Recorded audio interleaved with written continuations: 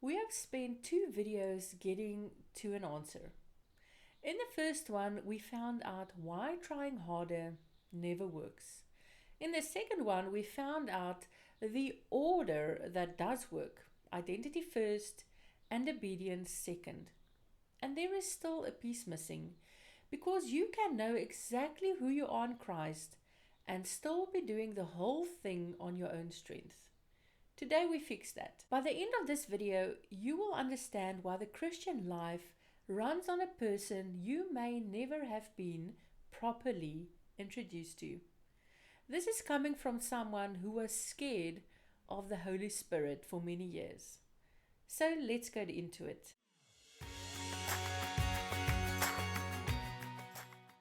Hi there. If this is your first time to this channel, I'm Pietru and this is Truth Walk, where we talk about practical faith for real people. A quick catch up if you are joining now. Romans 7 showed us the wall, the discovery that you cannot beat sin by effort. Romans 6 showed us the way through, which is knowing who you are first and letting obedience grow out of that. Today, this video is Romans 8, and that is where Paul tells us who is actually doing the work. Let me start with a question. When you pray, who are you praying to? Most of us will say God the Father. Some would say Jesus. A very few of us would say the Holy Spirit. And quite a lot of us would actually feel a bit uncomfortable at that idea. That is worth noticing because we say we believe in 3 persons. We say it out loud in the creeds. But in practice, most Christians have a relationship with 2 of them and a vague sense of the third. I know exactly how that happens because it happened to me. I grew up in a conservative Reformed church, solid on scripture, serious about doctrine, and I'm grateful for a great deal of that. But I was never taught to see the Holy Spirit as a person.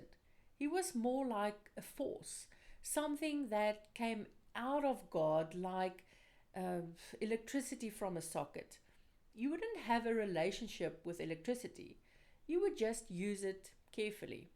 And underneath that, there was something else, which I will be honest about because I think a lot of you share it.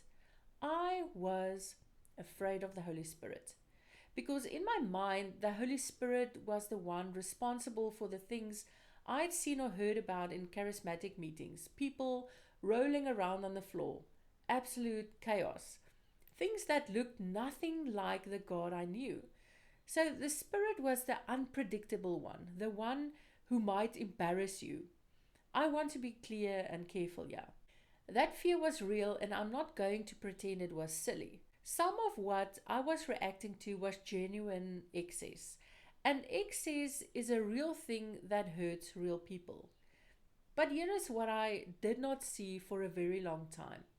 The answer to excess is not absence. Being afraid of getting it wrong is not the same as getting it right. So let's actually open Romans 8 because Paul does not describe a force at all.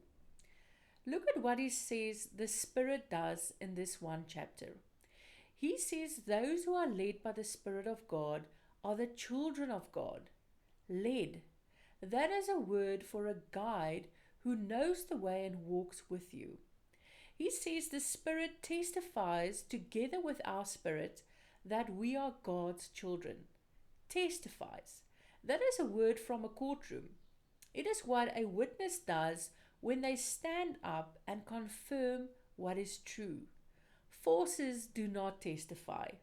He says that by the Spirit we cry, Abba, Father. That is the closest, most familial word for a father available. And it is the Spirit who puts that cry in our mouth. And then near the end of the chapter, he says something I completely missed for years. He says the Spirit helps us in our weakness because we do not know what we ought to pray for. He says the Spirit intercedes for us. Intercedes. He prays for you. Now read that list back. leads, testifies, helps, prays for you. Those are not things a force does. Electricity does not pray for you. Those are things a person does, and specifically, they are the things a person who loves you does. That was a sentence that changed everything for me. Not a new experience, not a meeting, just a list of verbs in a chapter I had read 100 times. The word behind helps worth knowing because it is usually warm.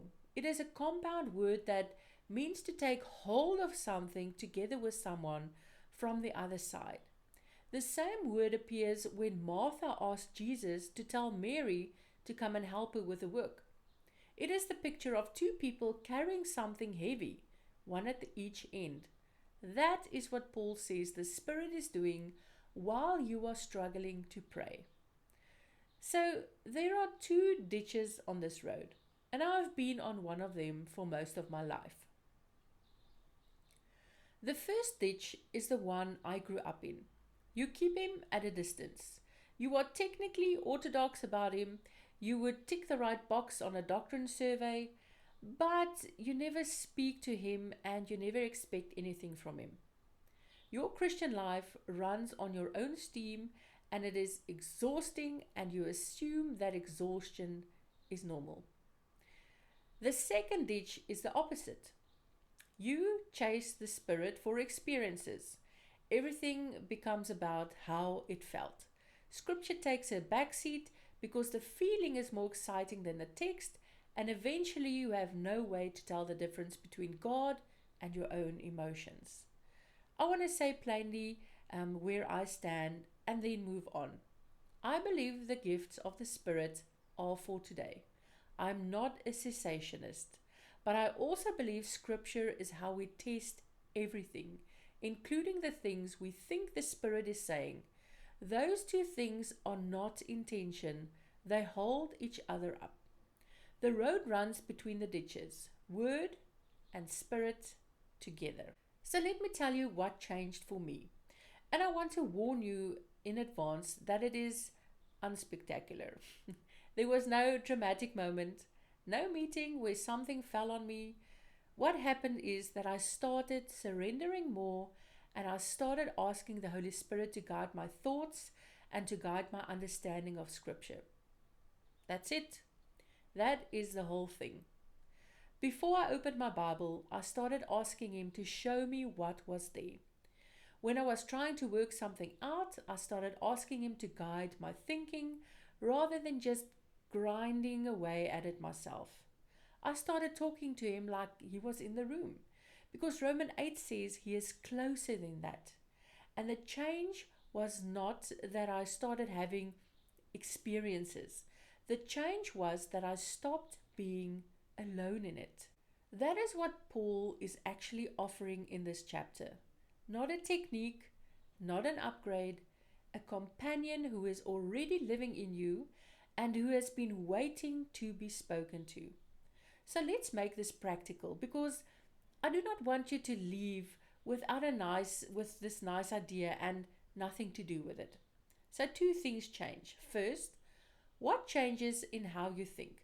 Stop treating the Holy Spirit as an atmosphere or a mood or something that shows up in certain kinds of church services. He is a person. He lives in you, and He is not waiting for you to become impressive first. Second, what to do this week. 3 small things, and none of them require anything unusual from you. Just talk to Him. Talk to the Holy Spirit directly, by name, out loud if you can. And if that feels strange, notice that the strangeness is a habit and not a doctrine. Before you read Scripture, ask Him to guide your understanding. Do not open the book cold. This single habit changed my Bible reading more than any study method I have ever tried. And when you cannot pray, which will happen, remember that Romans 8 says is going on in that exact moment. You do not know what to pray for. And that's okay, because He is already praying for you. You are not failing, you are being carried at the other end. One caution before I close. None of this replaces Scripture. And if you ever find yourself certain the Spirit is telling you something that contradicts what He has already said in the Bible, well, that is not Him. He does not disagree with Himself. Word and Spirit, always together. Here is where I want to leave you. You may have spent years thinking the Christian life was you plus willpower, with God watching to see how you did. Well, Romans 8 says something completely different. There is a person living inside you who leads you, confirms you belong to Him, carries the weight from the other end, and prays for you when you have no words left. You were never meant to do this alone, and you never actually were. There is one more question underneath all of this, and it is the biggest one in the whole series. Why? Why did God do all of this? What was He actually after when He saved you? Because it turns out the answer is much bigger than you getting forgiven, and that is where we are going in the next video. Thank you for watching. I hope you'll find more videos on this channel helpful. God bless you.